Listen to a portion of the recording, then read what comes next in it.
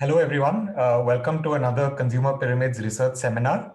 Today, we have Rosa, Abraham, Surbhi, Kesar, and Amit Basole from the Center for Sustainable Employment at Azim Premji University, telling us about employment trajectories in the COVID-19 pandemic.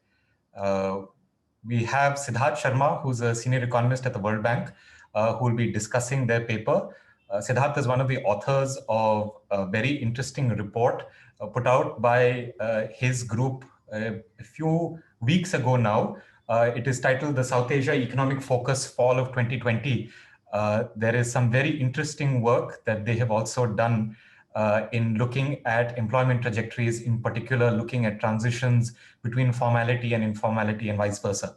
We are hoping to have Siddharth and his colleagues present their work soon. But today it's Amit, Rosa, and Surbhi talking about tracking employment trajectories in the COVID-19 pandemic. Thanks everybody for coming. A couple of quick notes. If you have questions, please ask them in the Q&A. One of the authors will either answer them in real time in text, or we will come to them once Amit's presentation, Amit and Rosa's presentation is done, Siddharth's discussion is done, and after Amit and Rosa have had a chance to respond to some of the points that Siddharth will make. Okay, Amit, over to you. Thanks, Kaushik, and thank you everyone for joining. So let me just share my screen. So we are very happy to have this opportunity to present some very, very recent work. This is really hot off the press, so to speak. Something that we've been working on just in the last few months as the CMIE data are becoming available. So we very much appreciate the opportunity to present the work and get some feedback on how to improve it, what could be going wrong, what are we not thinking of, and so forth, in particular, these kinds of things. But the presentation also has a little bit on broader questions of what COVID has done and what is the way forward as well. So hopefully a good mix of technical analysis and some bigger issues. So the presentation, I will start off, then Rosa will pick up somewhere around the middle, and then I'll be doing the ending.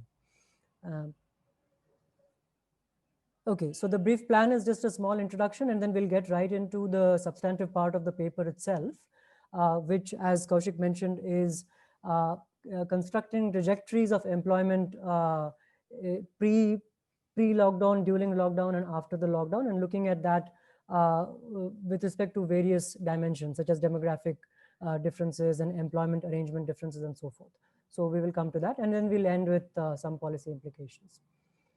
Okay, so I think, nobody here really needs to be told this, but just as a sort of beginning point, this is an unprecedented economic shock, and it has come on the back of what is quite possibly a structural slowdown in the Indian economy before the pandemic as well. So that point has to be kept in mind, particularly when we start looking at employment and related variables.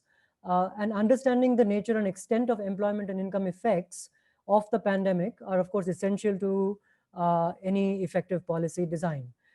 Now here, there's a lot of high frequency data out there in the business press, in the general press, that is being used to look at the nature of the recovery after the lockdown.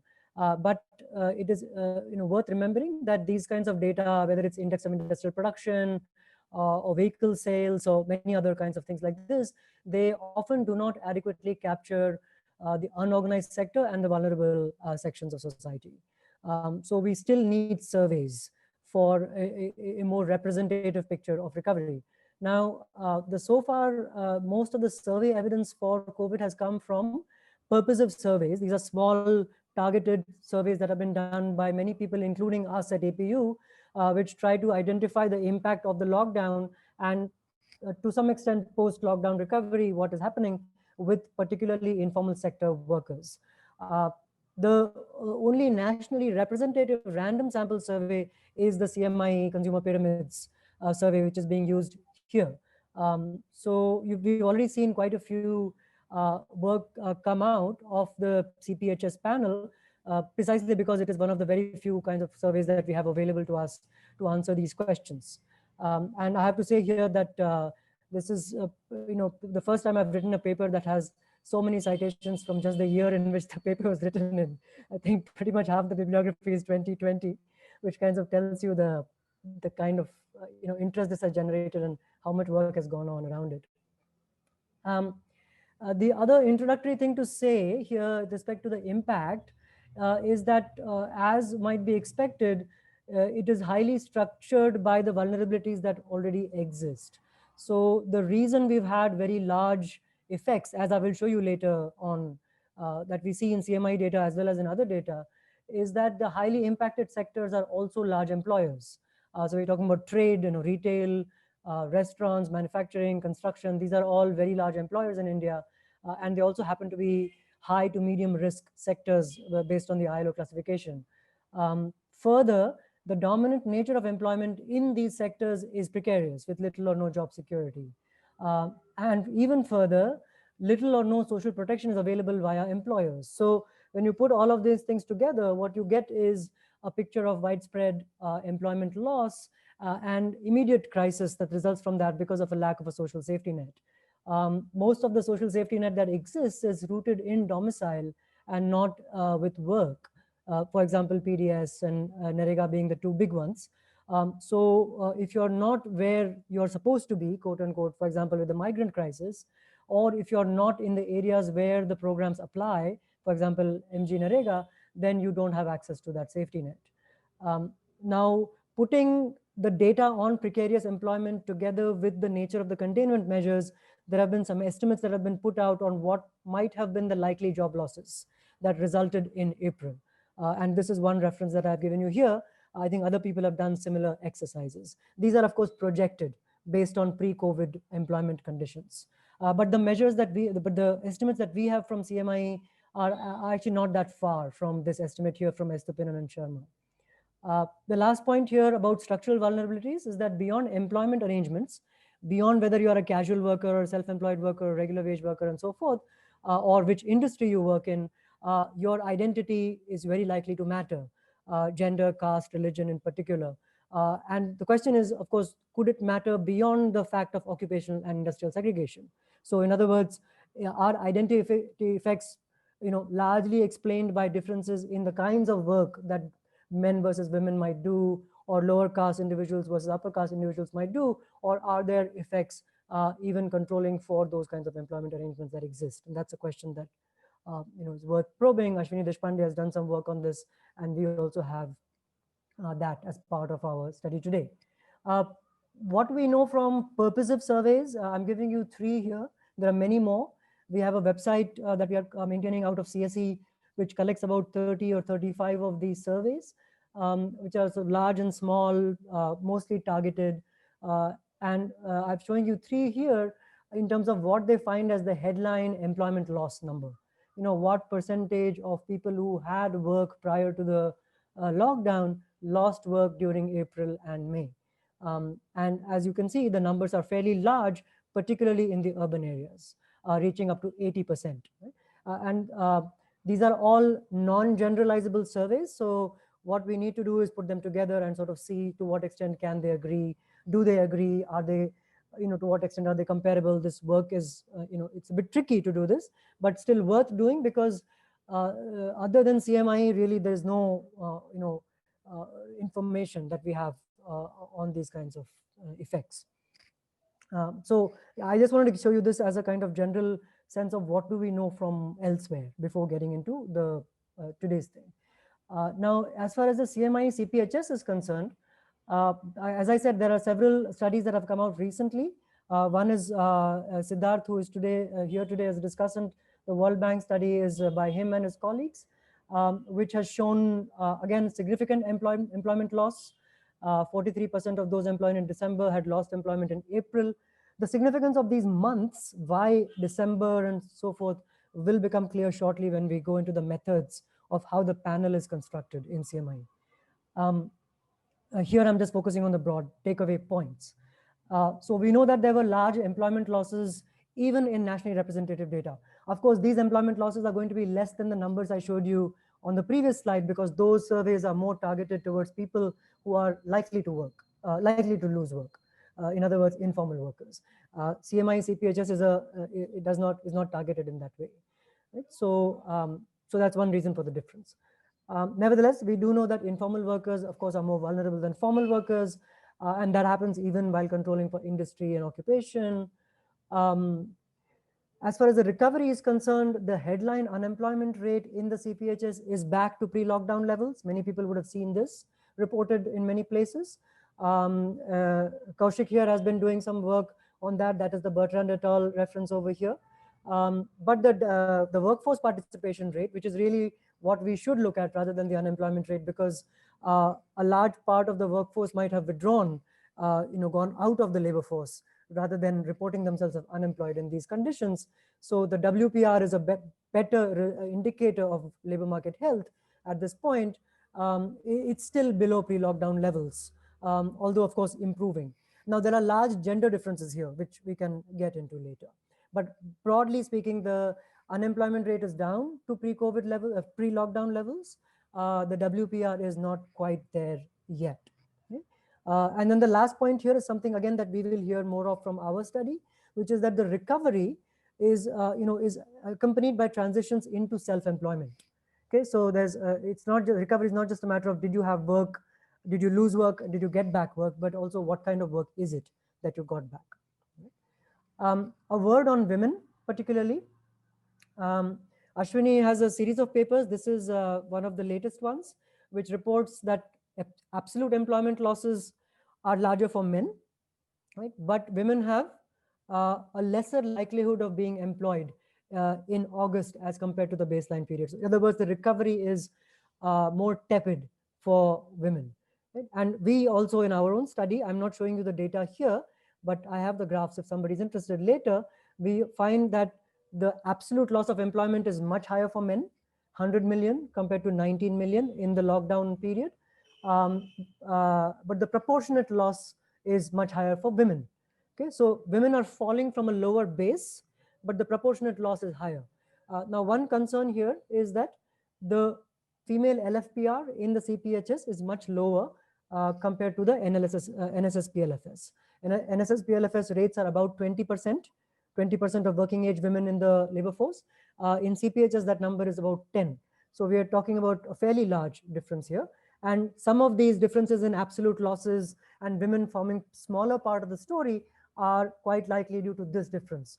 And we have a lot more to say about this if anybody's interested, but it's not part of the main line of the story here. So I'm going to just set that concern aside for a minute, well, for now, and we can return to it in questions. And we do find that the recovery is far more robust for men. Okay? So the absolute losses are higher for men. The absolute gains are also much higher for men. In proportionate terms, women have lost a lot and not gained at all as much as men have. Right? So that's the broad story of absolute numbers. Now, what do we do here that we're going to spend most of the time on? We are constructing a panel. And here's where the months come into play that I mentioned earlier. The CPHS panel visits a household 3 times in a year. So if you were visited in December, you would be next time visited in April and then visited in August again, and then the following December. That's how the panel continues. So April is our anchor month because that's the lockdown month. And if you want to get the same households who were visited in April, you have to go to December. And then if you want to follow them forward, you have to go to August. Okay? Data after August 2020 is not available as of now. So that's more or less what most people have done, including Siddharth's study as well. And Ashwini also has something similar, that we compare December, April, and August, and we call it pre-lockdown, lockdown, and post-lockdown. And then we look at how people's employment experiences differ by various factors, including their social identities, employment arrangement, and so forth. And we probe the nature of the recovery. Did workers return to the same type of employment? Did they earn comparable incomes, and so forth? So Rosa will take over at this point. I'll continue to operate the slides, and then I'll come back at the end. Rosa? Thanks, Amit. Okay, so in this part of the presentation, what we're going to be looking at is essentially, as Amit mentioned, what is happening to this workers in terms of their trajectories of employment. Amit, could you go to the next slide, please? Okay, so as Amit said, that CMIE, essentially the Consumer Pyramid Household Survey, interviews the same household 3 times a year. So every approach is called, every block of visits is called a wave, and they approach a house in 3 waves at 3 times. So for us, the sample of interest was essentially to understand what happened during the lockdown and what happened post the lockdown. But we also wanted to see what these individuals were doing prior to the lockdown. So essentially the lockdown period was our focus sample. And this we derived from the April sample. So April 2020 was a time when the country was under strict lockdown. And this is where we anchor our sample in. Now, for these people whom CMI interviewed in April 2020, we also have their employment and other demographic variables for the month of December 2019, which was pre-lockdown, and which henceforth we are going to be referring to as pre-lockdown. We also have their information in August 2020, which is the post-lockdown period. So we essentially have workers or individuals whom we can observe at 3 points of time: pre, during, and post the lockdown. Now, that is how we construct our trajectory sample, as we're going to call it from now on. We further conditioned this trajectory sample by those who were only in the workforce in December. So essentially, we wanted to know, if you were in the workforce in December, what was the pathway of your employment status? Okay? We also did a few representativeness checks. So we found that this particular sample that we created, which was essentially about 8,807 workers from December, following them into April as well as August, the sample of the workforce was broadly representative of the workforce in that particular month of December, the overall December month. It was also representative of the overall workforce in that particular wave. So in that sense, this particular sample that we create isn't in an anomalous sample. It is broadly representative when we use the weights, the appropriate weights. And we use the weights from this baseline period of wave 3 of 2019. Okay, can we go to the next slide? Okay, so now this is where I will take you through the particular trajectories of employment that we identified. So we start with somebody who's in the workforce in December, and there are 4 ways that his employment or their employment status may have evolved. So an individual employed in December may have lost their employment in April and continue to remain out of the labor force or unemployed in August as well. Now we call this the no recovery sample. The second pathway is that an individual is employed in December, remains employed in April through the lockdown, but post the lockdown, they lose their job. So this is what we call the trajectory as a lagged job loss. The third trajectory that we observe is an individual who was in the workforce in December, losing their employment in April, but then once the lockdown is lifted, post-lockdown in August, we see them re-entering the labor force. And this is what we call the recovery sample. And the final trajectory that we have are folks who are employed at all of these 3 points. And in a sense, they are unaffected in terms of their employment status during these 3 points of time. So we identify these 4 trajectories of employment and try and look at how these trajectories mapped out overall, but also try and unpack how these trajectories may have differed by different identities, whether it is social identity or industry or employment arrangements. Okay, Amit, can we go to the next slide, please? Okay, so if you look here, your green, that is what that we see here, is the no effect trajectory, people who continue to remain employed. And overall, this was half of the workforce. So half of the folks who were working in December continue to work into August as well. Then you have the yellow portion, which is essentially folks who experienced an employment loss. So they lost employment in April, but they were subsequently able to return to employment by August. So that's about 30% of the workforce in December. And you have a small section experiencing a delayed or a lagged job loss. And finally, you have 11% who lose jobs and are unable to come back into work. So that's what we call the no recovery bandit. So overall, we see this, but what we see most starkly is huge differences between men and women in how they experience these trajectories. So for one, you see that 60% of men experienced no effect. They remained unaffected in terms of losing their employment, or they basically were able to retain employment all through. Additionally, another 30%, about 28%, lost employment, but they were able to come back to work by August. In contrast, what we see for women is a very small share who are being unaffected in terms of their employment status. Only 16% were able to hold on to employment throughout these 2 time points. In contrast, we see that about 50% of women were unable to come back into the workforce in August. And additionally, about 23% remained in terms of, they were able to recover, much smaller share compared to men. And what we also see when we condition it on employment loss. So if you have lost employment, we found that men were 8 times more likely to come back into employment if they had faced employment loss compared to women. So you have these huge gender differences in terms of the trajectories that workers had. Now, the other dimension by which we explore this is in terms of caste. And here it's as expected that you have, compared to the upper caste, the lower caste, there's SC, STs and OBCs, were more likely to experience employment loss.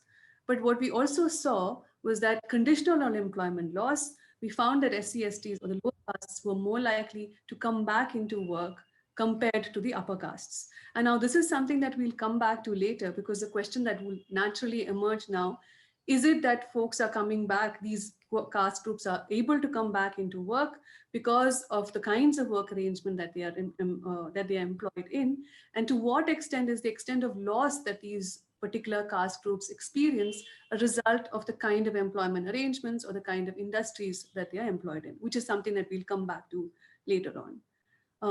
Another dimension that we looked at was also in terms of the employment arrangements. So if we go to the next slide, CMIE basically, for anybody who's employed, they identify them in terms of different employment arrangements. So an individual could be employed as a permanent salaried worker, which is the most secure type of employment, or they could be temporary salaried, which is the next level of security. They could also be in self-employment. And finally, they could also be employed as casual or daily wage workers, which is the most precarious or most insecure kind of work arrangement as per the CMIE categorization. And here too, what we observe is, again, as we expect, that you have the most secure employment arrangements like permanent salaried, experiencing the least volatility. So about almost 70% of permanent salaried workers were unaffected in terms of job loss. And on the other hand, you have about 35% of daily wage workers being unaffected, and a large share of daily wage workers also being, facing the no recovery path. But as again, what we observe here is that there's a large share of daily wage workers, as you can see, who are following the recovery trajectory. So this also points towards these kinds of employment being highly precarious, but also having relatively better ease of entry. So in that sense, in terms of bouncing back in terms of employment status, these wage workers are able to come back into work. And please note that these employment arrangements are their employment arrangement in December. So a daily wage worker in December could come back into employment. 44% of them could come back into employment by August. Right? We also note here that this temporary salaried workers, although they did face about 54% were unaffected, there was a fair share of them who were not able to return to employment. And so you have these temporary salaried workers sort of in the middle, where they are potentially informal organized sector, but in informal work arrangements. So you have a unique kind of precarity for them, where unlike a daily wage worker, where it's recognized as a highly insecure work, temporary salary is sort of caught in the middle of being in an organized sector, but also in a fairly informal and precarious employment arrangement. Again, something that we'll come back to. And finally, we also look at this in terms of the industries of employment. So we broadly categorize this into, sort of modern public administration, personal professional services, broad manufacturing sector industries, agriculture, construction, and some services sector industries. And here again, the effect, the lack of effect is in expected lines. So you have sectors like public administration and personal professional services being least affected. Most of those folks in those sectors were able to hold on to their employment during those two time points. On the other end of the spectrum, you have construction sector being very volatile, only 38% remaining in the sort of no effect trajectory, and a large share being affected by job loss. But as you would expect, those in this construction was also the ones that also saw highest recovery. So even though it was a sector that saw high job loss, it was also the sector that saw highest recovery, again pointing towards the relative ease of entry into these kind of industries as well. So broadly, we find these trajectories playing out differently in terms of social identity. So whether it's your caste, your gender, and it also playing out differently in terms of the employment arrangement as well. So one of the questions that naturally emerges when we look at this simple descriptives was, to what extent is this these differences led by the kind of people, the kind of work that people do? Is it that women are more likely to experience employment loss and not recover because they are working in a sector which has that characteristic, in a sector which is particularly affected? Is it that women are not recovering because they are more likely to be employed as daily wage workers, and that is an employment arrangement that is extremely adversely affected? So we wanted to explore this further, which is why we used a binomial logit model to explore this. So for the binomial logit, what we have is two regressions. So we start with one regression where we are trying to look at what are the covariates of what determines the probability of employment loss. So employment loss here, we take the dependent variable takes the value 1. If the individual lost employment either during the lockdown or subsequently, and it takes the value 0 if they were able to retain employment during the lockdown as well as subsequently. So that is one regression that we do. The second regression, we are trying to explore the question of recovery. So how likely are people to recover, controlling for various covariates? And here, the dependent variable will take the value 1 if the individual lost employment during the lockdown and did not recover post-lockdown, and it takes the value 0 if they recovered. So one thing to note is that in both of these regressions, the dependent variable takes the value 1 in the case of an adverse event. So the adverse event in the first one is an employment loss. In the second one, the adverse event is the non-recovery of your employment, having lost it in April during the lockdown. And in both of these regressions, we basically employ two techniques. First, what we do is we model it using only social identity. So we have just demographic covariates. Essentially, we model either the employment loss or the recovery as a function of gender, caste, religion, and age. And we estimate the odds ratio associated with that. We also then have a full model where we look at both demographic covariates as well as employment arrangements and employment covariates, which includes education, the industry of employment, the employment arrangement, the region, whether they were in rural or urban areas, and finally the monthly household income in December.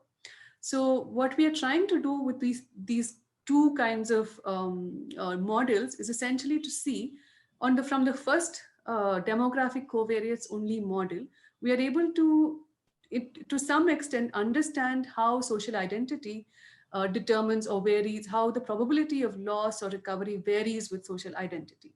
Now, when we introduce additional controls, what that tells us then, when we still continue to look at social identity, is do these social identity variables still remain significant and still explain a large large proportion of the probability of employment loss or recovery when you still control for employment arrangements and industry of employment. And for both of these regressions, we use state fixed effects with standard errors clustered at the state level. So what I'm going to show you next is the odds ratio estimates. But before I actually go into the discussion of the results, I just want to spend some time trying to talk through how to interpret these graphs. So on the left panel, these are the odds ratio estimates emerging from the first regression, which is the probability of employment loss. On the right panel, this is the odds ratio estimates emerging from the lack of, is person likely to not recover from an employment loss? Now, if you see the red line on each of these, the red line is at value 1, the odds ratio 1. And basically, when a particular odds ratio is at 1, it would indicate that that particular category of interest is in no way different from the base category when it comes to experiencing that adverse event. Another thing to note is that you can see that there's a green point as well as the orange point. Now, the green point is your odds ratio estimates coming from your simple only social ID control model. So you have the model with just gender, age, caste, and religion, and you estimate the odds ratios for each of the 2 regressions. The orange line comes from the full model, which is basically all of the social ID controls with controls for employment arrangement, industry, education, region of work, as well as monthly household income. So essentially, the first one is a ID demographic variable only model, and the second one is sort of your full model. And the additional thing to note is that where the confidence intervals intersect the line, which is 1, it indicates that that particular effect is not significant, because the hypothesis here is that the odds ratio is 1. Okay, so now let's go into just talking through these results. So the first thing you can see, and here we are only showing you the odds ratios for a gender as well as the age group. Okay? And you can see here that in terms of employment loss, women were 10 times more likely to lose employment compared to the base category, which is men. So huge, odds heavily stacked against women in terms of employment loss. We also see that youngsters, that is those in the age groups of 15 to 24 years, were also highly likely to lose employment compared to the sort of base category, which is the prime working age groups of 35 to 44 years. And we see these effects, also similar effects. So the other thing that we note is that when we control for the employment arrangements, for the industry of employment, we find that these effects remain, and they are significant, which is to say, even after taking into consideration industries that women are likely to be employed in and the kinds of employment arrangements that women are likely to be engaged in, we find that women are still 10 times, slightly lower, but still very likely to lose employment compared to men, and similarly so for the younger age groups. And we also see now in terms of employment recovery. So having lost jobs, how likely were you to not recover from an employment loss? We again see that women are almost 20 times more likely to not recover from an employment loss compared to men, and a similarly very high effect for the younger age group as well. So we see that the odds are heavily stacked against women as well as the younger age group population. Can we go to the next? Okay. Now what we're looking at is the odds ratio estimates for the other social identity variables, which is caste and religion. Okay, so again, let's look at just the job loss. And what we see here is that you see the lower castes, SC and STs, significant when you control only for social identity. So they are significantly more likely to experience a job loss in a pure only social ID control model. But if you take into consideration the kinds of employment arrangements that these caste groups are engaged in, and if you control for employment arrangement as well as industry of employment, we find that caste is no longer a significant factor affecting or determining job loss. In terms of religious identity, we did not find any significant effects when it comes to the probability of job loss. For recovery as well, we find that, again, the lower caste groups were significantly more likely. So here, what you see here is that the odds ratio is less than 1, which indicates that these caste groups were more likely to recover employment having lost it. But again, taking into consideration the employment arrangements that these caste groups and industry that they engaged in, the caste effect now disappears. It's no longer significant. And we see again, religion is not a significant factor when it comes to the probability of not recovering from an employment loss. Now, if we go finally, what we have is the final set of results when it comes to just the other variables, which is education, employment arrangement, the industry, region, and household income. And here, what we see is that in terms of job loss, for the education, when it comes to education, the less educated groups compared to the graduates were more likely to suffer a job loss, which is as expected. But what is notable here when we come to arrangement is here we find that the daily wage workers and casual laborers are highly likely to suffer job loss, which is what we also saw in our descriptives, and it also is intuitively making sense as well. In terms of industry, we only see health and education significant in terms of the likelihood of suffering job loss compared to the base category of public administration and modern services. And here we find that rural is also less likely to suffer job loss, but the effect was not significant. And individuals in higher income households were also less likely to suffer job loss, which is again as expected. But now coming to recovery, in terms of education, we find that it's the lower educated groups who are likely to come back into employment compared to the graduates. And now we come to the arrangements. What we see is that none of the employment arrangements significantly explain or significantly influence the probability of not recovering from employment, which is interesting to say that having lost employment, it does not matter whether you are a permanent salaried worker or a daily wage worker or a self-employed worker, you were just as likely to not recover from that employment loss. So your initial employment arrangement really in no way affected whether you were able to return to your return to employment at all. So broadly, what we kind of concluded from the regression analysis was that you have gender and age being very strong effects. Women were more likely to suffer from the employment loss. Having suffered employment loss, women were also significantly more likely to not recover. And these effects remained when we controlled for industry, when we controlled for the kind of work that they engaged in. In the case of caste, we find, however, though lower castes were likely to suffer more employment loss, in these effects and the caste effects were sort of negated after we take into account the employment arrangements and industry of employment. And in some of our ongoing work, what we are trying to do is trying to decompose the extent of the contribution of these identity variables and arrangement variables. And this is something that we are doing, Amit, Surbhi, and myself, along with our colleague Anand Srivastava. We're trying to just explore this further with a larger sample. So overall, that's what we find. Now I'll hand it over to Amit. Basically, what this kind of showed was just in terms of movement in and out of the labor force, this is what we see. Amit will now kind of probe what is the nature of recovery. Thanks. Thanks, Rosa. Let me just do a quick time check. Kaushik, how are we doing on time left? You're doing pretty well. So you have, it's 6:40 now, and we give speakers up to 1 hour. So you can go all the way up to 7 if you like, another 20 minutes. Okay, we'll be easily done by then. Thank you. Okay, so yeah, so as Rosa mentioned, thus far in the analysis, recovery has basically meant, did you report having work in August or not? But of course, there are many other interesting questions you can ask, two of which we are trying to explore here, which is, did workers maintain their employment arrangements post-lockdown? So in other words, if you were a permanent salaried worker, did you remain in that category, in August? Or if you were a self-employed worker in December, then what happened to you what was your arrangement in August and so forth? That's one question. And the other is, how do post-lockdown earnings compare to pre, right? So you may have work, but are you earning something like what you were doing before the lockdown or not? So both of these will help us understand the recovery a little bit more in a nuanced way.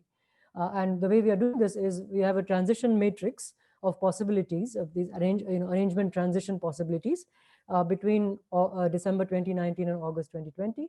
And we compare it to a baseline period, which is the same months of the previous year, just to see if the flux that we observe is different from what goes on, let's say, in ordinary times in the data.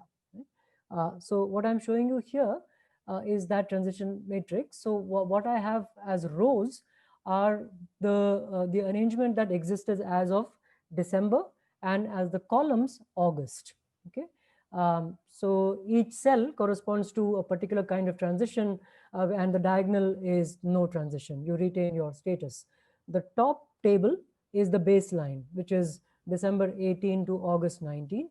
And the bottom table is the one of interest, the COVID period, December 2019, August 2020. Okay? And the color coding is just there to get a visual sense of, what are we talking about in terms of the shares of the workers in different categories, low, medium, and high. I should say that this is conditioned on your status in December, so the rows add up to 100. And the question that we are asking is, of the 100, of 100 daily wage workers in December 2018, what were they in August 2019? And the top table tells us that in baseline, 75% of daily wage workers remained as daily wage workers. 80% of permanent salaried workers remained as permanent salaried.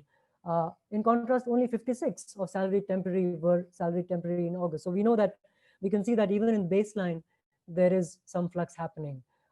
With the self-employed, 83% of self-employed remained as self-employed. Those are the diagonal elements on the top table.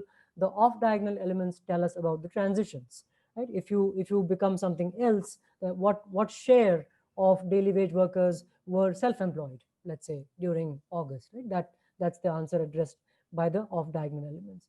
Now, the main thing to notice here is the difference between the two tables. I don't know if the colors are necessarily coming out on your screens, but if you pay attention to the numbers, particularly in the self-employment column, what you would see is there is a large increase in people ending up in self-employment compared to the baseline period.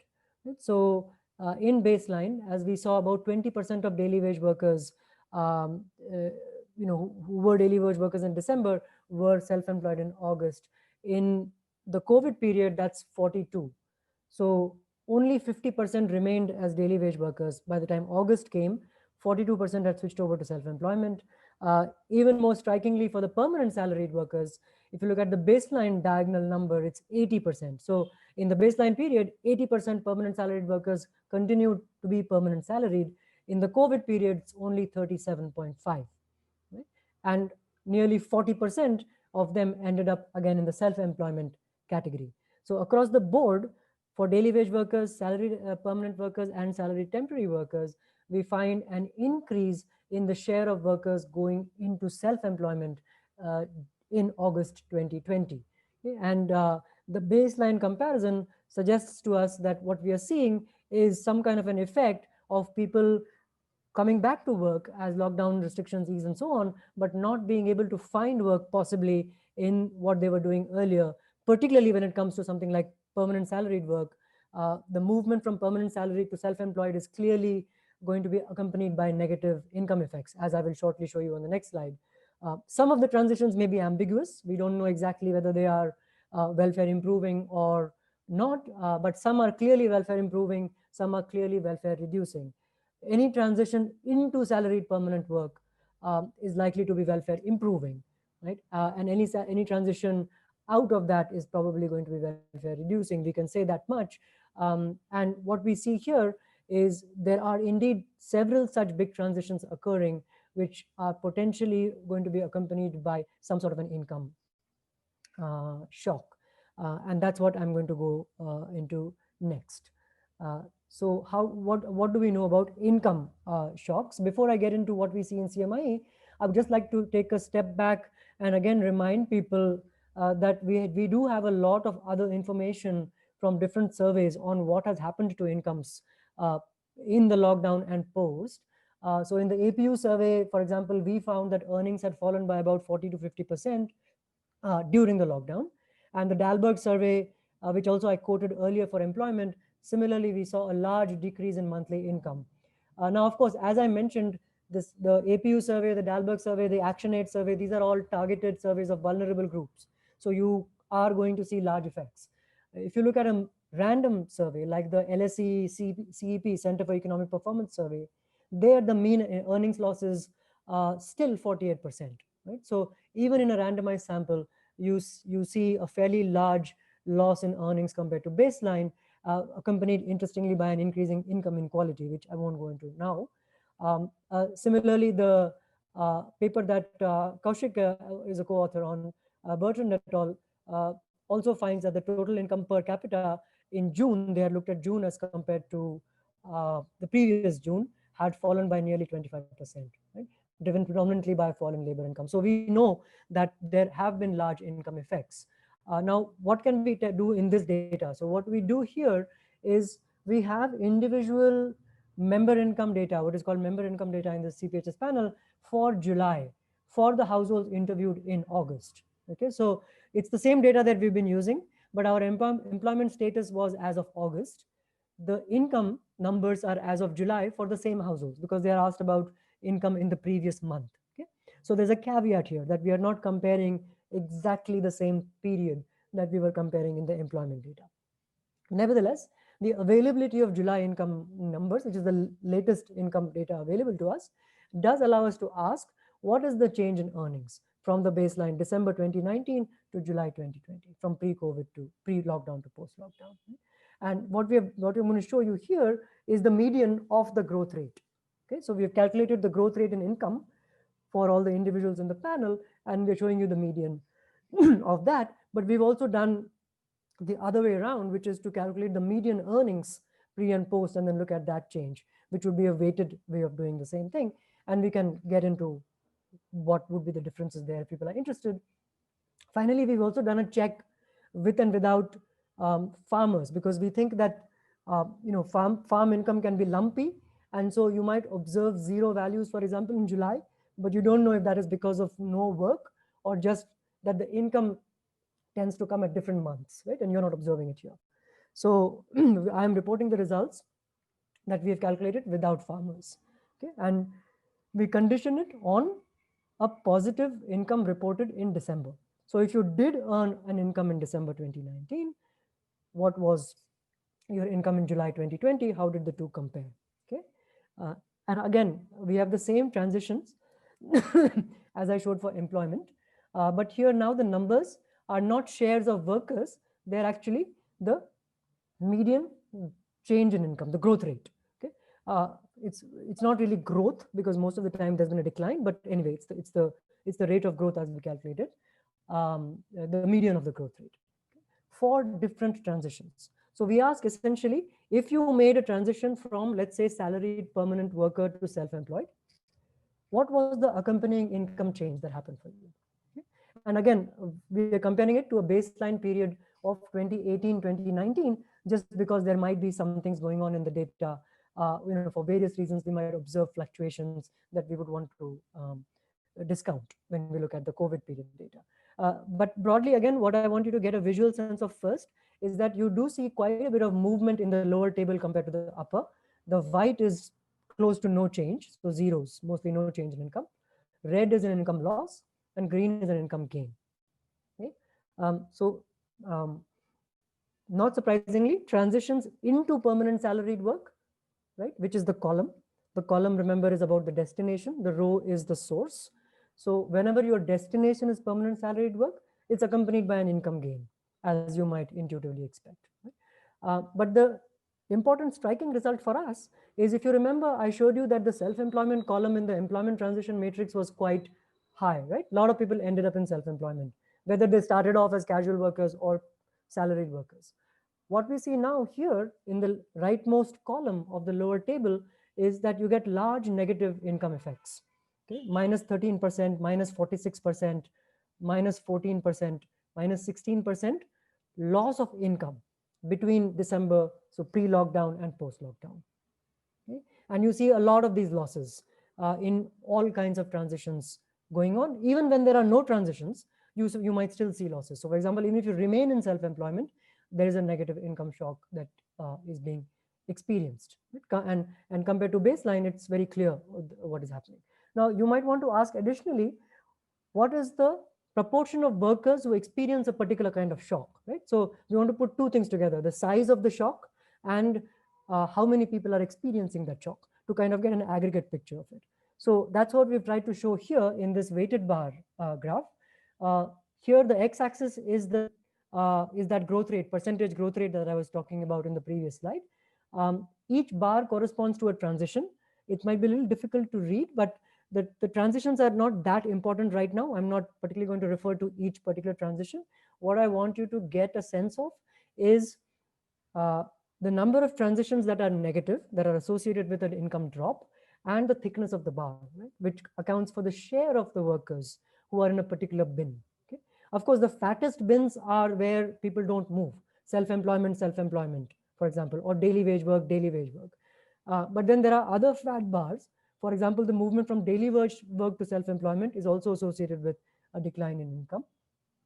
And of course, a transition from permanent salaried work to anything is accompanied by a large decline in income as well. Okay? So if you look at all of these negative bars and their weights, what you can get is a picture of fairly large number of workers, share of workers having experienced negative income shocks in this period. Okay, now the last few minutes, we just want to draw out the bigger pictures of the findings, and then where do we go from here? Okay? So what has been the nature of impact that we learn of from this work as well as other work that has come out using CPHS as well as other surveys? We know that disemployment effects have continued past the lockdown. Okay? Recovery is happening, yes, but it is also accompanied by continued losses of employment for at least 3 months. So June, July, August, we can tell. After that, we don't have that much data. So that's the first point. The second point is that it's particularly severe for women. This continued disemployment effects are particularly severe for women, as Rosa also went over in detail. Thirdly, the recovery seems to be in the form of a larger share of sink employment. Right? So the sink meaning it's the fallback option for people who do not have other work. This is self-employment in agriculture, trade, petty services, and so forth. That's what the recovery has meant for a large fraction of workers. Fourth, income shocks also appear to be not only one-time lockdown, as of course you would expect them to be there, but they also appear to have persisted, okay, at least till July. And some surveys indicate even after that, people continue to earn less than their pre-COVID levels of income. Okay? And these are large negative shocks for a large share of workers, which may build up to a fairly substantive aggregate picture. Okay? And on that related note, there are other surveys. Recently, there's a Hunger Watch survey that came out last couple of weeks back. But also there are news reports that talk about increased hunger and increased indebtedness as well, which correlates with these findings. Okay. The policy response thus far, I'll go very quickly. Everybody is most likely familiar with them. The initial PM Garib Kalyan package and then the subsequent Atmanirbhar packages over time. I won't go into the details of each of these, but the point is that the direct additional fiscal support combined from all of these packages still remains fairly low, about 3% or so of GDP, although this number is a contested one because it's not always easy to figure out what are strictly above the line responses compared to liquidity and other things like that. But nevertheless, it's not much more than this. Right? So somewhere between 2 and 4% of GDP is the direct additional fiscal support so far. Now, which is not much when we compare India to other countries, not developed countries, but other developing countries, other lower middle income countries also have spent much more. Now, this less government support has been possible without large scale suffering precisely because of the availability of self-employment as a fallback option. That's one thing that emerges from this kind of work. Right? That if this option was not there, we would have seen far more increased vulnerability, hunger, so forth. For example, South Africa, where you see much higher rates of open unemployment, the state also has to do a lot more in terms of active social safety policies, because this kind of a fallback informal sector does not exist in the South African economy. So that's one thing to bear in mind, is that if we think, how can India get away with such a small response, it's because of these kinds of fallback options. Interestingly, one can also think of this experience as useful for understanding issues like reluctance of farmers to part with land. Right? Because with the returning migrant workers, land has emerged as a very key fallback option for workers. And if you give up your land, you don't have that option. An interesting fourth point that emerges from the data, I'm sorry, this slide is mistitled. In my older version of the presentation, I was talking much more about the policy responses. Since then, I moved to a more, what do we learn from the presentation? So forgive me for the title, which is misleading. The last point that emerges from the work that we have presented is that for the category of workers that Rosa was talking about, which are these temporary salaried workers, wage workers in precarious arrangements. See, what would happen if over time self-employment becomes a less attractive or a not possible fallback option, but safety nets are not in place? So we need to think through this as we think of what lessons we are learning from COVID for future policy, that there can be a substantial number of workers who may find it difficult to fall back into self-employment, may not have those fallback options, and yet may not have safety nets. Okay? And that would be a that would be a bad situation to be in. Now, is additional fiscal support needed? Yes. There are some counterpoints to this demand for additional fiscal support. One, which is this is a quote, this really only is an anecdotal quote, but it kind of nicely captures what one kind of thinking against more spending could be, right? From a recent news article. So it says that the top 10% in the country consume more than the bottom 50%. And for the bottom 50%, spending can't reduce beyond a point for survival and subsistence reasons. So discretionary spending might be low, but expenditure on essentials is not likely to fall even further. And for the 10%, expenditure is likely to come back. Spending is likely to come back. Okay? So why should we worry? Right? So from a demand point of view, why should we worry? Because the demand of the rich is going to rebound or has rebounded, and for the poor can't fall much further. Okay? Now, that's one kind of counterpoint to request or the demand for additional spending. The second, of course, is the well-known macro constraint that we have a high debt to GDP ratio and a high fiscal deficit and so forth. I won't get into that now because this is not the topic of the seminar, but just to put down those standard objections. Now, both are really problematic on welfare as well as macro grounds. Okay? Welfare for sure, because I think what our work and many other people's work is showing is that you might be talking about, let's say, only the bottom 50% or the bottom 30%, but they are a large share, and the distress and the hardship is really severe over there. So the demand for additional fiscal support, I think, is quite justified just from those welfare grounds. On the macro, I won't really go into much unless there are some questions about, are there really threats to macro stability posed by going much higher on the debt to GDP ratio, etc. Okay, we can defer that to Q&A. I'll end with these very brief kind of suggestions which bring together what a lot of people have been asking for. If you look at what the World Bank has, Hugo Gentilini's sort of living paper, which is the World Bank paper that keeps track of all the policies that countries are doing, what you find there is that lower middle income countries have roughly undertaken cash transfers of about 40% of GDP per capita for 3 months since their respective lockdowns, okay? Which in India's case would be something like 5,000 or 6,000 rupees per month for 3 months. That should be the size of the cash transfer. Of course, we've done something much, much less than that. Okay? So we should do this, which other countries have done. Expanding Manrega has been out there for a long time, makes sense to do right now. Launching a national urban version of Manrega also has been out there. We can think of doing that. That could be made a predominantly women-targeted program too, to take into account not only to address not only the pre-existing low LFPR for women, but also the specific COVID shock that we've talked about. Right? And then the final point that about the temporary salaried workers, it's an increasingly important category that needs special attention. If they're not reachable via EPFO or other kinds of means, then how do we reach them? How do we reach them? Maybe through MSME, their employers and so forth. I think that was it. Yeah. And an acknowledgement, we've benefited greatly from the Center for Sustainable Employment team on feedback on this ongoing work. So thank you very much. Sorry for going over.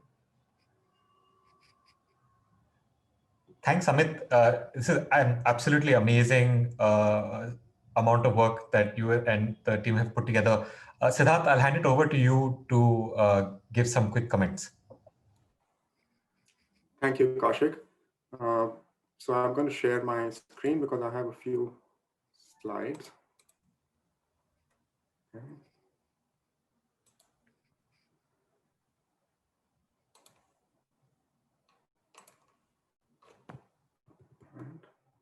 Can you see it now? Yes. Yeah. Okay. Well, thanks a lot to Rosa, Amit, and Surbhi for a really interesting presentation. I'm really excited to be giving comments here. Now I speak as a fellow user of the Consumer Pyramid Survey data, as Kaushik had mentioned, and Amit also mentioned, the World Bank this fall, in its fall 2020 edition of the South Asia Economic Focus Report, had a chapter on the topic of COVID-19 and informality in South Asia. I worked on that chapter, and we looked at some similar issues there, and many of our findings are really aligned with what was presented just now. So let me also start by saying that it's rare to find high frequency representative panel data on India or more broadly in South Asia. We are more used to working with repeated cross sections. So I think we are just starting to exploit the potential of this kind of data. What this paper has done, in constructing these 3-period employment trajectories of individuals is really useful. They group these trajectories into, I believe it's no effect, recovery, no recovery, and delayed employment loss. So I think this categorization is also really really useful and interesting. My first comment is going to be, I guess, about identification.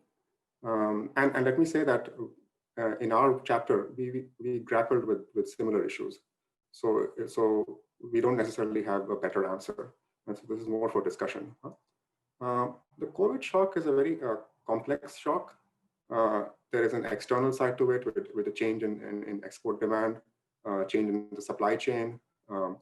There is the government response to it, and there is the pandemic aspect of it. So this complexity makes it very difficult to identify the channels of impact.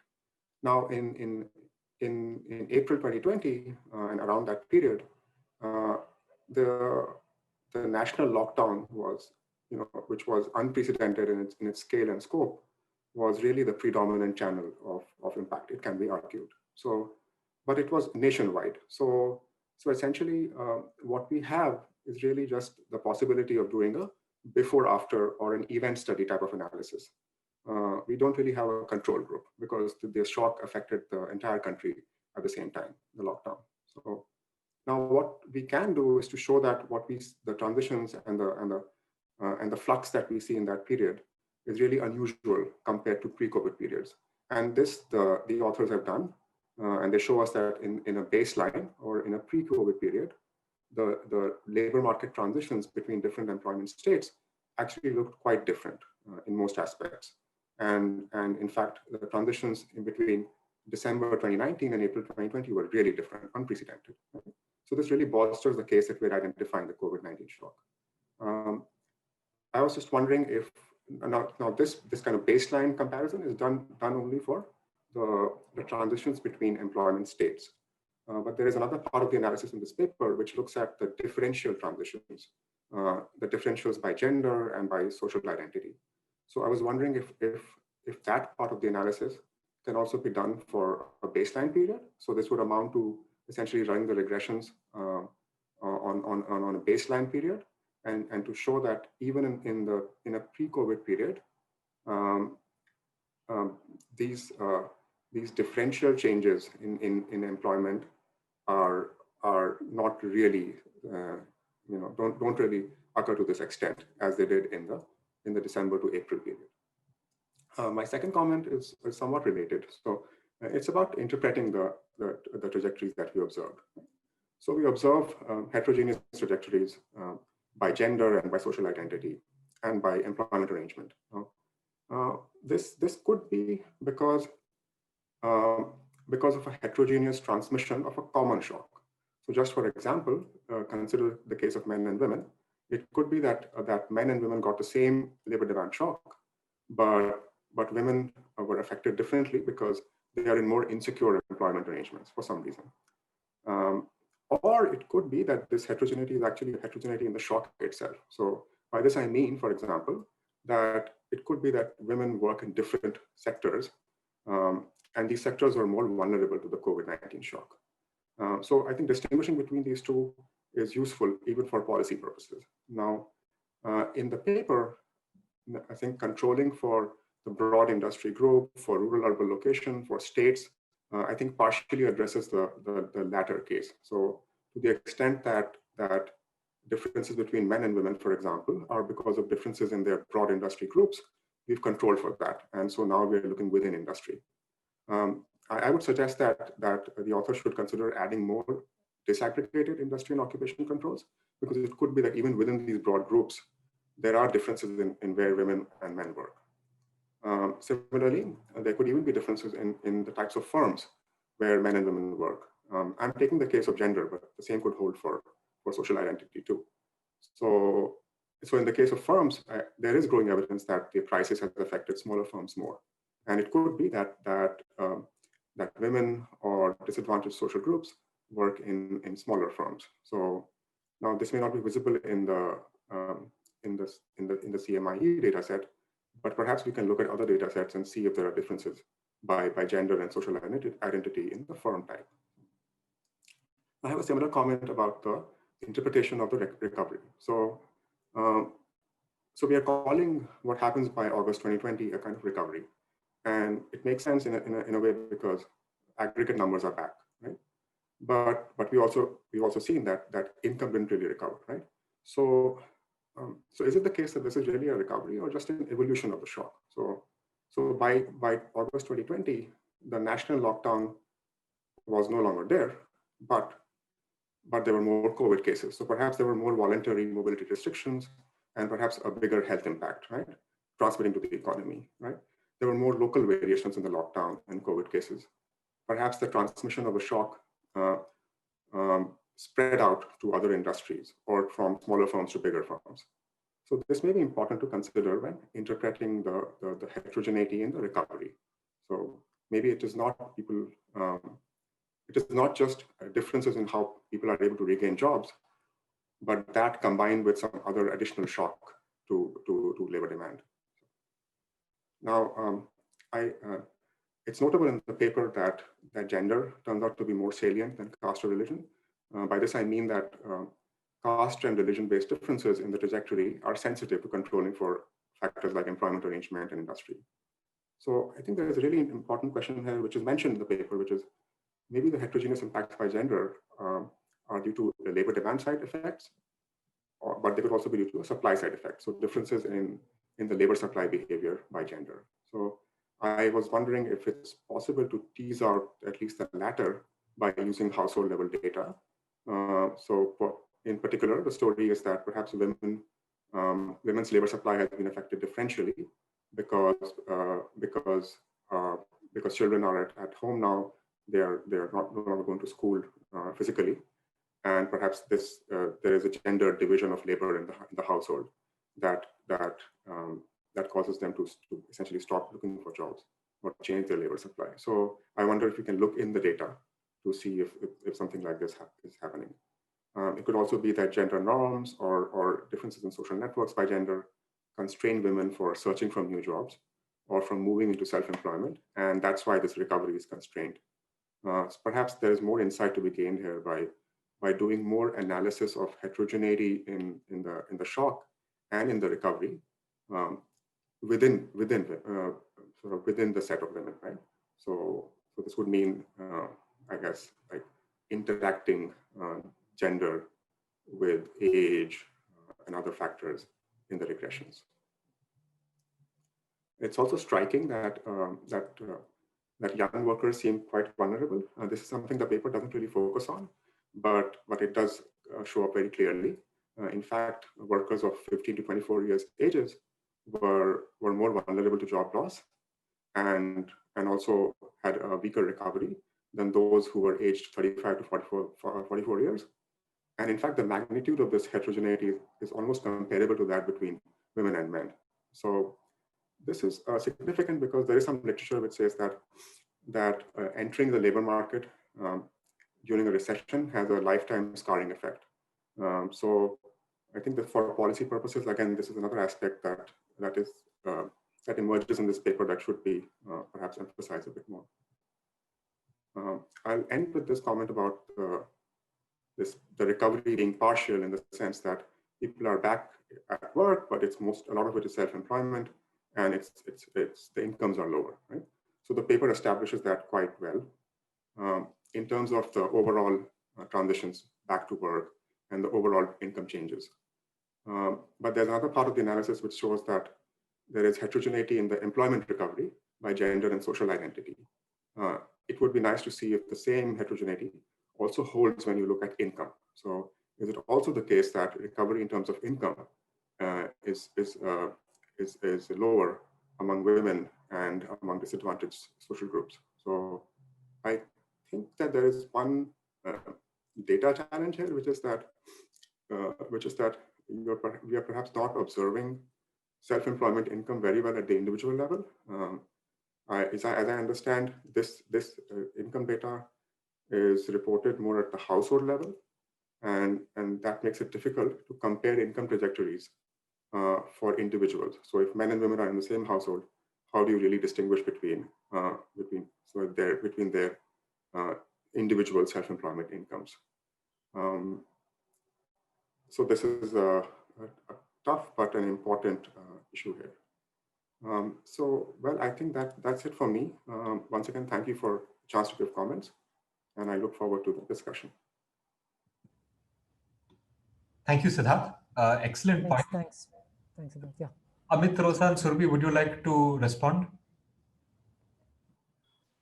Sure. So how should we do, Kaushik? Maybe we can quickly respond to Siddharth's points and then take the other questions. Yeah? Sure. Okay.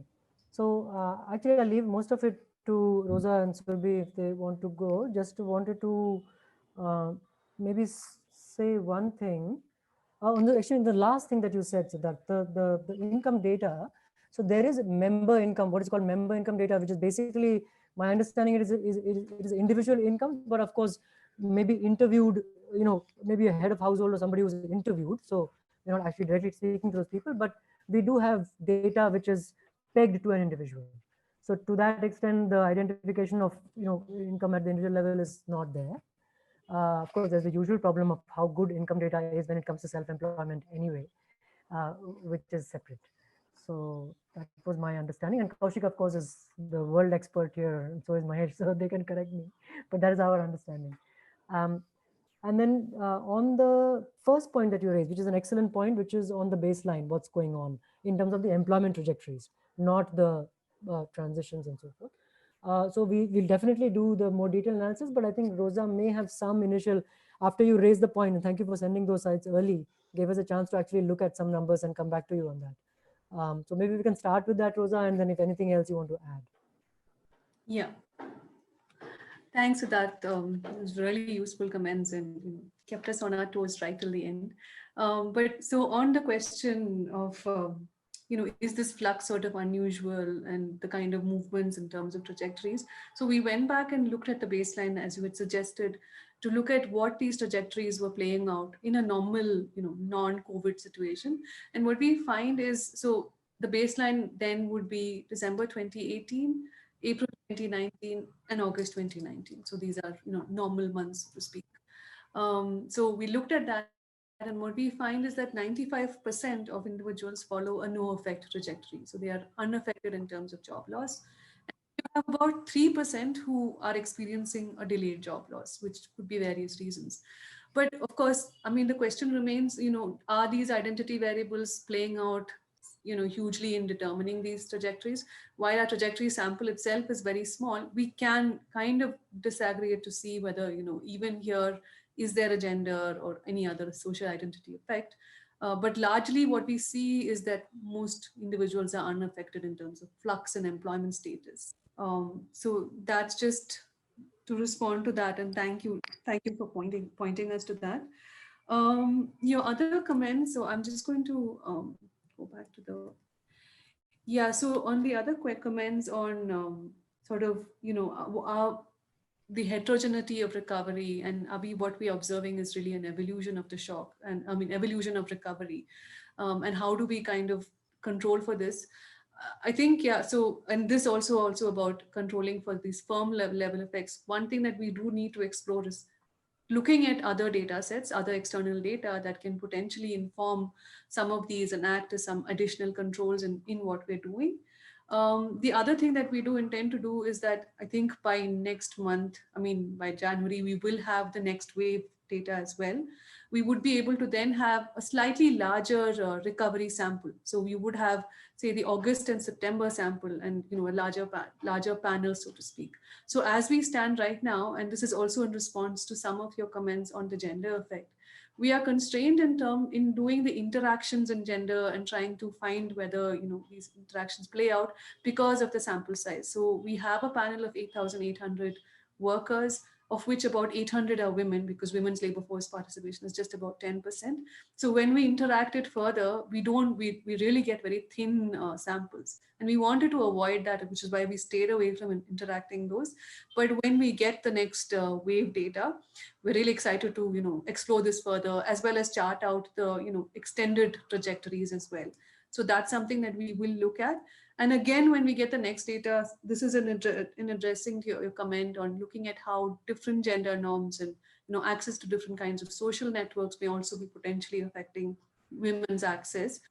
It would also be interesting to just kind of look at this differently for different states. So where you expect some states to have a certain kind of gender norms, and some states, clear differences in gender norms, it might be interesting to see at the state level, do we observe these kind of variations and huge gender differences in the trajectories. And again, we are constrained with this sample to going to the state level, but when we have the larger sample, that is something that we intend to do as well. Yeah, and I think Ashwini has looked at the children at home thing, no? So do you remember? Yeah, so Ashwini had controlled for, in her estimation, had controlled for, does the presence of children affect women coming back or being affected? And she finds that women who have children under the age of 6 were more likely to lose employment. And that is also, again, something we should introduce as a control, and we will do that. We will add that in as well. Yeah, I think. Yeah, same thing with the disaggregated industry occupation. We have tried occupational controls. Yes. Yeah. That we did do. But the problem with anything going further, is the sample size is a very severe limitation right now. So we'll have to wait for more. Yeah. Right. Okay. Cool. Great. Kaushik, go ahead. We have about 10 minutes left, and I think we've done a remarkable job in answering 28 questions already, but there are also 28 questions still to be answered. We might not get through all of them. In case I don't get to a particular question, actually, regardless of whether I get to a question or not, we'll put you in touch with the person that asked the question. So you have an opportunity over email or basically one-on-one to respond at greater length. I'll pick up a couple of questions in the time that we have left. Just picking up on the main point that Siddharth had made, which Rosa had responded to, on comparing against a baseline. There was one other, I think, very interesting question that Professor Ganesh Kumar had, which was also to ask whether these patterns of job loss and recovery, broken down by gender and caste, during COVID, whether they compare at all to earlier downturns, and if there's anything that we can learn from that in terms of both the policy response, but also in terms of framing the paper. Yeah, it's a good question. Sorry, Kaushik, were you saying something or you? No, would you like to discuss that a little bit? No, I think it's a really good question to think about. Basically, as I understand it, are these just the large numbers for the same pattern, or are we seeing something new in terms of who loses work and so on? Right? That's sort of roughly the thing, and that's definitely worth exploring. I feel like, I may be wrong, but I feel like recessions or slowdowns in India probably look quite a bit different from what COVID is looking like. But that's just a hunch.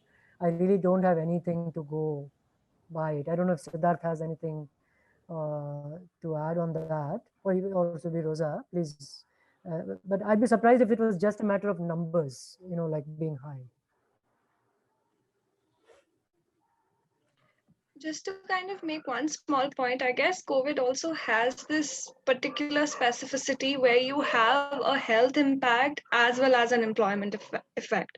And both of those might actually play out in very distinct ways, because there is going to be what kind of jobs you can continue to do, let's say working from home versus going out. And those are also, certain specificities given the health impact of this thing would also play out, just to kind of add to that. Yeah, that's actually, so there's sort of, you can think of, can you work from home, and is there a demand for what you do? I mean, all of these things are coming together. So in fact, a lot of people in India do work from home. Large parts of manufacturing happen at home, but that doesn't mean that they could continue to work from home. For different reasons. So I mean, supply chain reasons or demand reasons and so forth. So it would be interesting to think about, I think people have done this as far as vulnerability in terms of employment arrangement goes. And ILO has done a little bit of it in terms of its sectoral risk classification. But if you put it together, you should be able to say what particular dimensions, come together to create the maximum vulnerability, or for that matter, the least vulnerability, right? So is your sector impacted? Is it a work from home able sector? Do you see supply chain disruptions? And all of that come together where there is the maximum vulnerability, I guess. Yeah, and just on that, I think there's a forthcoming work by Lopamudra Banerjee and Sneshish Bhattacharya, where they actually do this different work. What does it mean, and what does it mean particularly in terms of pandemic? Having technologically mediated work versus different types of employment arrangements, etc., and how this kind of plays out. So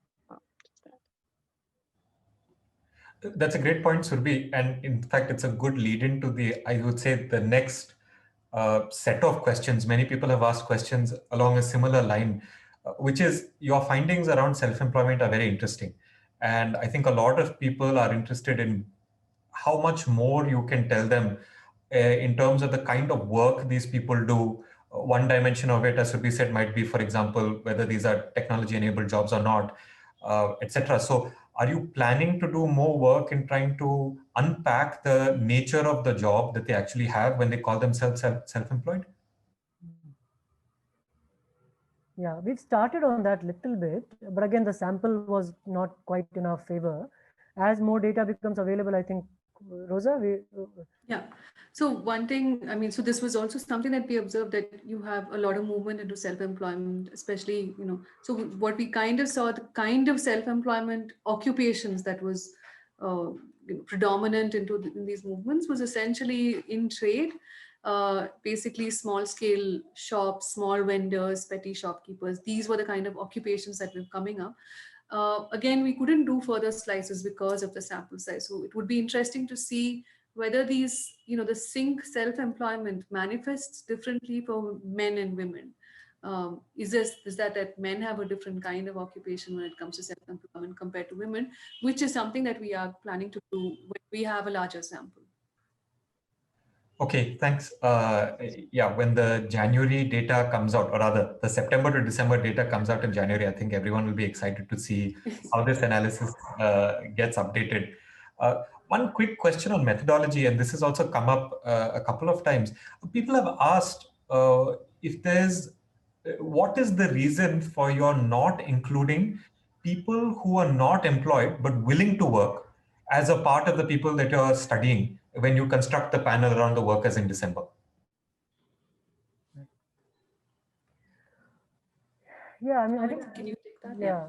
So there's two things you can say. One is that people who are in labor force, and also, of course, people who were not in the labor force, what happened, did they enter, right? So there's clearly, those things also would have happened. So I think the only defense we have right now is that our question was very limited here, which was, if you were a worker before COVID, what happened to you? I mean, we really started with that very sharp focus because we didn't want the story to get diluted. Once you talk about the unemployment, it's a different question you're asking, right? Here, we just wanted to ask the question, what happened to workers? And so we stuck with that rule, but definitely it's worth exploring not only those who are unemployed in December, but also those who are out of the labor force in December. Did they enter when recovery started happening, and who were they? Right? Would be an interesting question. Yeah. I just, on the self-employment issue again, I'll go back to what I just quickly said earlier. See, the surprising thing is not that self-employment is the fallback option, right? That's the expected thing. The important thing is what is the fiscal saving that it does for the government, and that's the point I want to emphasize. Right? We should estimate how much money is saved by the fisc because this exists, and this is not just a facetious thing. I mean, this is a real structural issue, because as we mature as an economy, will stop being an option, right? And if we don't evolve sort of concomitant options for safety net, in a very bad situation the next time something like this happens, but perhaps worse. So, that's the real take home for me by seeing the self-employment as sink. Not that it is a sink, because we know it is a sink. I think Siddharth and Surbhi had wanted to come in as well. Oh, if I may, I just wanted to add a little bit on that question about why you're not including those not willing to work in the baseline. So in our analysis, we do that. Now, unlike gender and social identity, informality is not a fixed status, right? So it's not like people are born formal and informal. So, but what we do is for individuals observed in December 2019 not working, right? So we don't know if they're informal or formal in those sectors at that point in time. We fill in their status from the past, whenever they were most recently observed working. And it's just to increase the sample size, really. It doesn't make a difference. So you still see the same differential patterns, at least by the formal, informal status. So this is something you could try even with gender. I mean, the nice thing with gender and social identity is that it doesn't change. So it's okay to fill it in, right, from even when they're not working. Right. Thanks. Yeah, thanks. Just to kind of, there are a lot of questions on this point, and I'll just kind of say a few things. In terms of state level effects and stuff, we've controlled for state fixed effects. I just wanted to put it out there. In terms of analysis separately by states and stuff, like Rosa mentioned, there are sample constraints and stuff which we're going to look at. And another one of the works that we are developing along, the three of us along with Anand Srivastava and others, where we are also trying to look at, like, basically when we have a larger sample, to quantify a lot of these impacts in terms of how much occupational segregation and employment arrangement segregation kind of explains what is it that we are observing. And the question about South Africa, counterfactual on self-employment, South Africa has one of the highest levels of unemployment.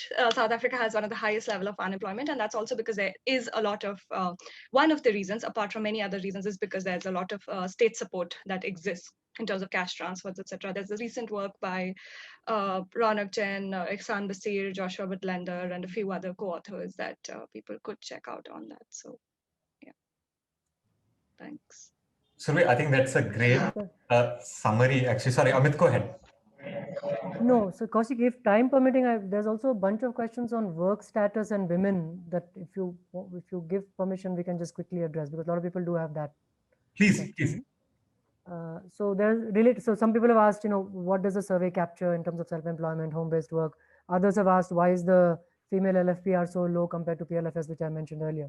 So I wanted to just give our quick understanding of that, because I think that's a question that many people will be interested in. Rosa, either you could go if you wish, or sure, I can start, and you can add on. So so I think maybe I'll just break this down to three kind of broad points. So we've been closely trying to reconcile women's labor force participation as it's measured in the CMIE, as well as what we get in the PLFS. So there's one work that I've done with my colleague Anand Srivastava, where we looked at the labor force participation rates, and we kind of said that, now, if a person is identified as employed in CMI, what is the likelihood of them being identified as employed in PLFS? And what we find broadly in terms of labor force participation rates, men are similar, women are highly unlikely, much lower, which is what we observe. But there we also try to try to understand what are the kinds of employment statuses that maybe the CMI is categorizing differently compared to the PLFS. So what we saw there was that it was the status of unpaid work, that is a contributing family worker, as the PLFS defines this, which are likely to be misrepresented or differently classified in the CMIE. So we also did a similar an analysis where we looked at employment status, so the distribution of women across different employment statuses in the PLFS 2018, and we compared it with the distribution of women across different employment statuses in CMIE. So the employment statuses between the two surveys are broadly comparable, where CMIE has self-employment, NSS has self-employment, which includes your contributing family worker, the own account worker, and the employer. We don't have that fine level of disaggregation for the self-employed in CMIE. And what we found here was that the numbers for the unpaid work, for the self-employed, were much lower in the case of women when it came to CMIE data. So what we are conjecturing is that CMIE is potentially not categorizing your contributing family workers or women in contributing family workers differently and being out of the labor force. And that's something that we are also looking at further. But broadly, this is where we find some level of differences in the classification of both employment as well as the kind of employment that they're engaged in. Amit, if you want to add. No, thanks. Yeah. That's a great point, Rosa. So there are, I think, certainly methodological differences between CPHS and PLFS. And we are also in the process of putting together a detailed response. So we'll hopefully try and contribute a little bit to that in the near future. Yeah, thanks. That'll be interesting. Hi, Kaushik, if I may respond to what Rosa was saying. So I think the difference between CMI's labor force participation rate and that of the PLFS is a question that Amit and Rosa and people at the APU have been working on for quite some time. I know of their efforts to find that. I owe everyone a kind of explanatory note on that, and I will do that. But specifically to the point that Rosa said that they found out in their efforts to investigate, that unpaid workers are likely to be, unpaid family workers are likely to be differently classified by CMI. This is a good finding. It's a good lead for us to investigate as well, if this is the reason why there is a difference. But paid and unpaid doesn't play a role in our classification of people as employed or unemployed. So it is accidental that unpaid family workers are less likely to be classified by CMI as employed. It is not definitional for sure. So this is the only point I want to make. This is incidental. The basic difference is that we say that if a person classifies herself as employed on the day of the interview, the person is classified by us as employed. And it so happens that women turn out to be less employed by this definition compared to men. Men seem to be not having a difference with PLFS. So it is a question that we will continue to investigate into. I don't think anything, I may say, I don't think anything is wrong. It is definitely different. Thank you.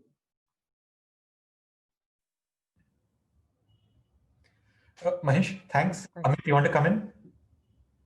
No, that's fine.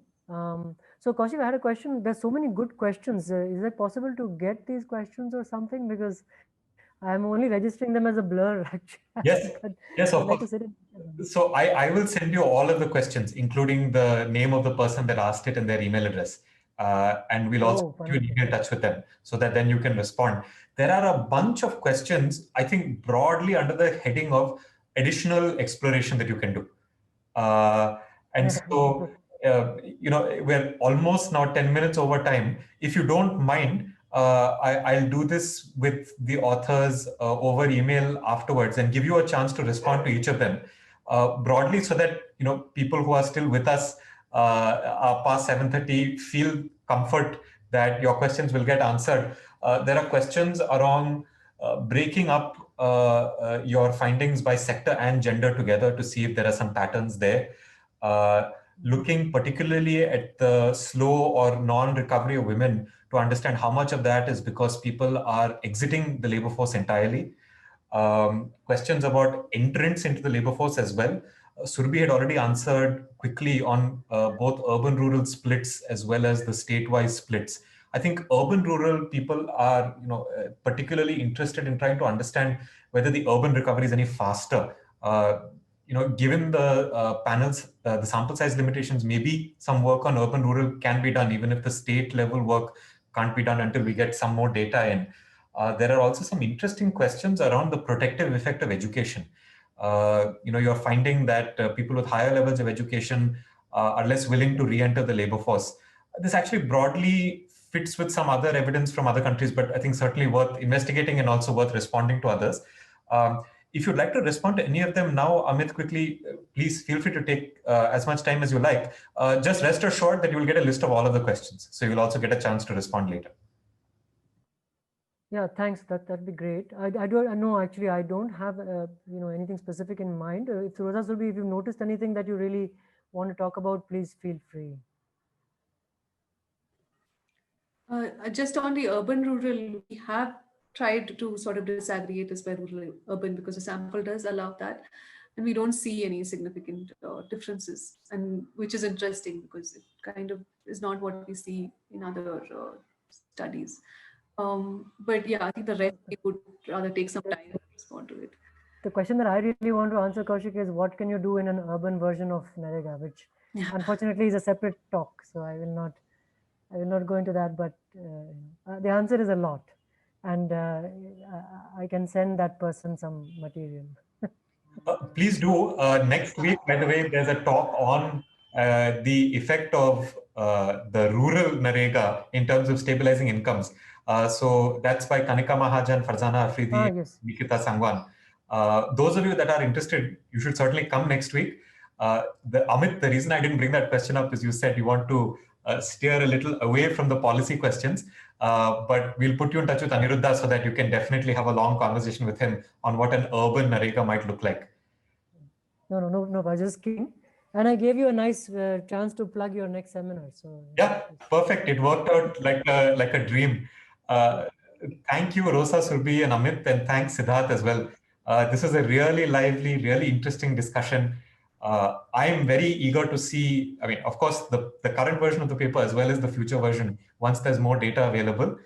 Thanks, everybody else, for coming. There are still 70 people who stayed, which is really remarkable. That's very kind of you. We'll make sure we get all of your questions answered and introductions made to the authors. Unless there are any last remarks any of you would like to make, I'll close the session. Just one thing, the CSE working Twitter handle is very active as well. So in case you would like to reach out to us through that as well, we'd be happy to be in touch. So thanks. Thank you. Thanks. Thank you, Kaushik, Mahesh. I think you've been really patient in answering a whole bunch of very pointed questions that we've always had earlier as well. So thanks for that. And Siddharth, thank you very much for your comments. Very useful, and we'll definitely take them into consideration in the next version. And I hope that you might read again if we can impose on you. We would like to get your feedback on the revised version. Anytime. Thank you so much. Thanks a lot. Thank you. Bye. Bye. Thanks, everyone. Bye.